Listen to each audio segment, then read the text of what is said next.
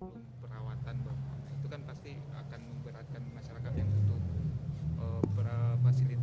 fasilitas kesehatan itu gimana Bang dari melihatnya? Ya memang pada saat ini kita mencermati bahwa masalah PCR ini kemudian memang memberatkan masyarakat yang memang membutuhkan PCR untuk memastikan eh, negatif atau positif, dan ini di banyak tempat baik di rumah sakit maupun yang baru gejala itu memerlukan PCR. Nah kami sudah sampaikan kepada pemerintah untuk kemudian mencari jalan keluarnya, dan pada saat ini pemerintah sedang mencari formulasi yang tepat untuk kemudian membuat PCR harganya lebih murah, tentunya bisa bermanfaat bagi masyarakat tetapi juga tidak merugikan para pengusaha yang ada. Kita harapkan dalam waktu dekat sudah ada terobosan soal PCR dan kita tunggu. Lanjut. Pak, terkait ini Pak, Amin Rais kan mau mendeklarasikan, mungkin tanggapan Bapak sebagai ketua harian di Gerindra terkait ini bagaimana? Ya sejauh ini kan kebebasan berserikat, berkumpul, termasuk membuat partai itu kan dijamin haknya oleh konstitusi kita.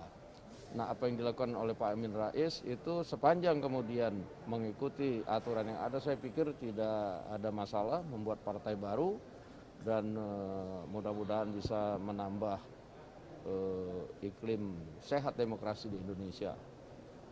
Tapi menurut Bapak itu akan berdampak juga nggak sih ke mungkin ke suara yang ada di Gerindra di masa mendatang kalau Pak Amin Rais bikin partai baru ini? Ya saya pikir ini kan persaingan ya dalam demokrasi.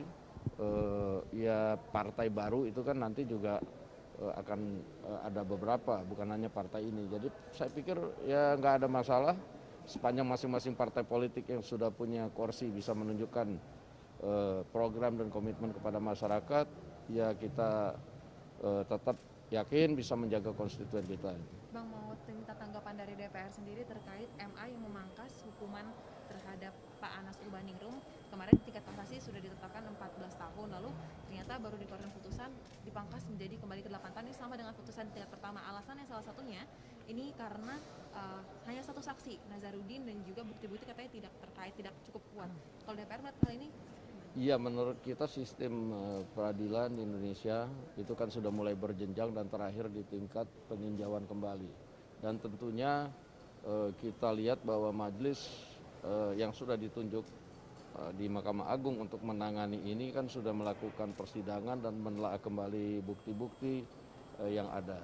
Nah, saya tidak mau mengintervensi dengan statement saya, tapi marilah kita sama-sama hormati keputusan hukum memang yang sudah dibuat dan bersifat final dan mengikat. Tapi takutnya Bang, kedepannya ini justru muncul anggapan dari masyarakat kenapa tiba-tiba MA memangkas putusan dari 14 ke 8. Jadi apakah MA melemahkan upaya-upaya untuk memberantas korupsi? Saya pikir begini ya, kalau kita lihat peninjauan kembali itu kan banyak dilakukan oleh terpidana korupsi.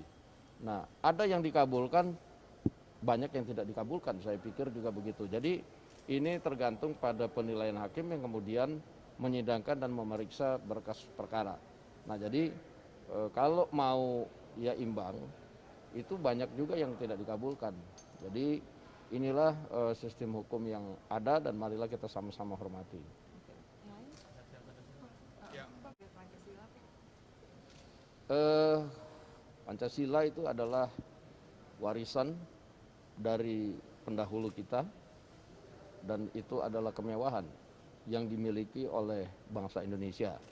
Nah, oleh karena itu marilah kita pelihara Pancasila dengan menerapkan nilai-nilai luhur Pancasila dalam kehidupan kita sehari-hari.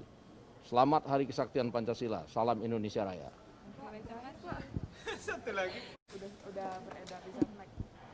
Ya, tentunya yang bisa menjawab adalah Setnek, karena kami kan di DPR ya CP-CP baik pergantian menteri, jaksa agung kan nggak lewat DPR, kan itu adalah hak prerogatif pemerintah. Nah sehingga itu boleh ditanyakan saja ke Setnek, tetapi kalau kemudian itu hanya sebatas ya isu-isu, ya ini kan di tengah masa pandemi COVID begini lebih baik kita membahas COVID-19. Makasih banyak ya Pak.